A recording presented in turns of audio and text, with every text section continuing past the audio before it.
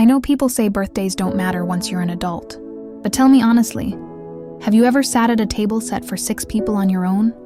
Birthday, staring at melting candles on a cake no one bothered to show up for, while your phone stayed silent even though your husband, my best friend, and even my own sister had all promised they'd be there, because that's exactly what happened to me, and even now. I can't decide whether what I did afterward was justified or if I completely lost my mind in the moment. So you tell me, would you have done the same thing if it were you? I keep replaying the moment in my head, me sitting alone at this long wooden table decorated with gold balloons, a cake. I had baked myself because my husband said he'd handle everything, but then forgot, and 6 empty chairs that felt like they were mocking me. The restaurant staff kept glancing over, whispering, pitying me, and all I could think was, how did my life get here? Let me rewind, because the truth is, this wasn't something that happened out of nowhere. It was a slow build, like a pot left on the stove until it boils over, and I was too stupid, or maybe too trusting to take it off the heat before everything exploded. My husband Amir used to be romantic, attentive, thoughtful. When we first got married, he remembered every tiny detail about me. Once I casually mentioned that my favorite childhood snack was the cheap strawberry cream rolls sold outside my school. The next morning, he surprised me with a whole bag of them. That's who he used to be. Or maybe that's who I thought he was. Somewhere in the last 2 years, he started getting lazy with our relationship. I brushed it off because work was stressful. His mother was sick and he kept saying, things will get better. Except they didn't. My best friend, Sana, and I had been inseparable since we were 12. She was the loud one, the funny one.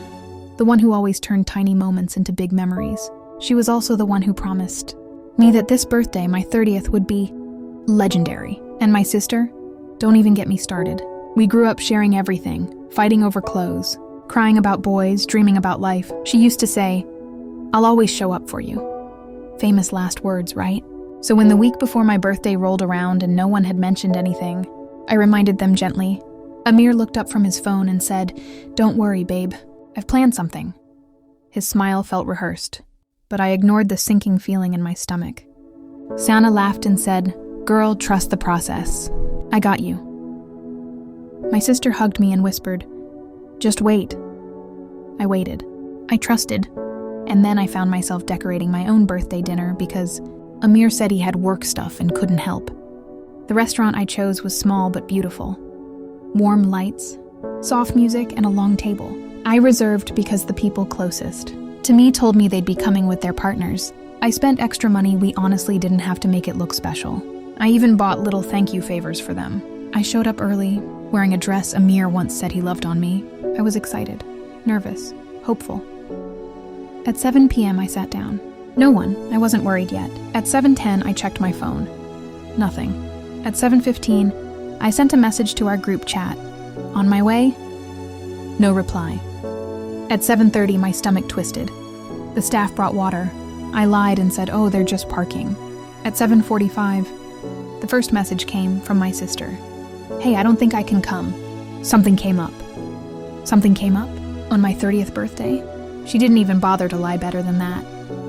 At 8, Kagisana texted, babe, I'm so sorry. Emergency, will explain later. I stared at that message long enough that the words blurred. At 8:15, Amir finally responded to my 10 missed calls with a single voice note. Babe, I'm stuck at work. I'll make it up to you. And that was the exact moment something inside me cracked. The candles I lit myself were still flickering, and I thought, I'm married, I have friends, I have family, so why do I feel like the loneliest person in the world? I blew out the candles alone. The cake tasted bitter even though it was sweet. I left the restaurant with the staff giving me sympathetic smiles, and for the first time in a long time, I felt ashamed of how little I meant to the people I loved. On the ride home, I didn't cry. I just felt numb. And maybe that's why when I pulled into our driveway and saw something strange, something I couldn't understand at first, I froze. All the cars, every single one. Sana's car, my sister's car, Amir's car, and laughter coming from inside my house. For a second, I tried to convince myself it was a surprise. Maybe they lied because they planned something bigger. Maybe I wasn't forgotten. I forced a smile and opened the door. The smile died instantly. There they were. All of them. Sana, my sister, my husband, their partners, even 2 mutual friends. They were sitting around my living room playing games, eating takeout, laughing like nothing was wrong, like they weren't supposed to be with me, like they hadn't left me sitting alone with a table for 6. I stood there quietly, waiting for someone to notice me. It took them almost 30 seconds. Amir finally looked up and froze. "Oh, you're home?" He said it like I was the one ruining the moment. Sana waved awkwardly. My sister bit her lip. And then, as if it made everything better, Amir said, "We decided to hang out here instead. Work was canceled, and Sana thought it was easier. You should have checked your phone." That was their excuse. They changed plans and didn't tell me. They didn't bother telling me. They didn't bother inviting me. They had all gathered together on my birthday, and no one thought I should be there. I'm telling you, something inside me burned. So that's the situation I was in, and I had to make a choice. Before I tell you what happened next, I want you to pause and comment below what you would have done in my shoes, because the way I responded, I still don't know if I went too far. When I finally spoke, my voice was too calm. Did any of you remember what day it is? They all looked at each other like confused children. Sana said, "We were gonna call you." My sister whispered, "We were waiting for the right moment." Amir muttered, "I told you I'd make it up to you." That's when I snapped. I walked over to the table, grabbed the takeout boxes, and dumped all of them in the trash. Everyone stared at me like I'd gone insane. Maybe I had. I didn't care. "You didn't forget," I said quietly. "You just didn't care." My sister stepped forward and said, "Okay, calm down. It's not a big deal." That sentence broke the last piece of restraint I had. "Not a big deal?" I yelled. "I sat alone at a table for 6.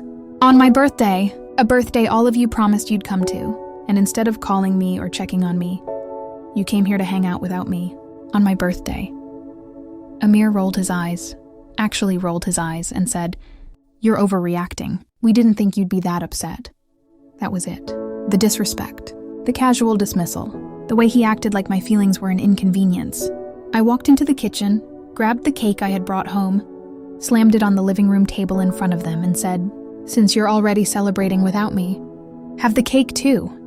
Then I left the house. I checked into a hotel that night, turned off my phone, slept alone and peaceful for the first time in months.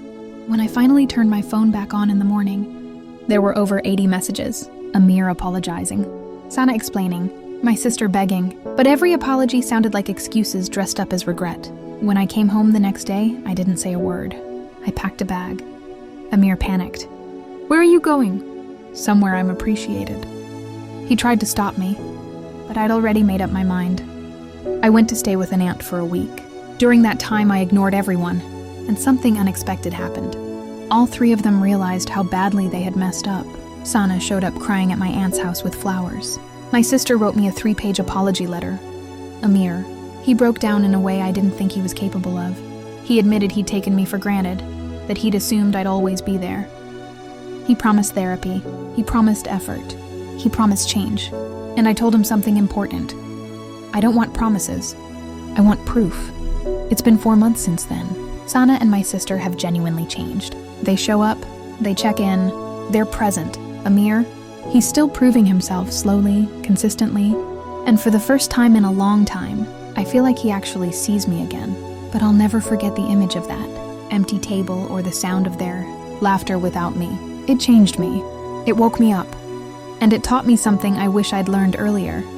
The people who love you should never make you feel alone. If they do, something needs to change, whether it's them or you. So if you've ever found yourself waiting for people who don't show up for you, trust me, you deserve better. You deserve people who choose you. If you were on my side like this video, subscribe for more stories like this, and tell me your final thoughts in the comments. I'll see you all in the next story.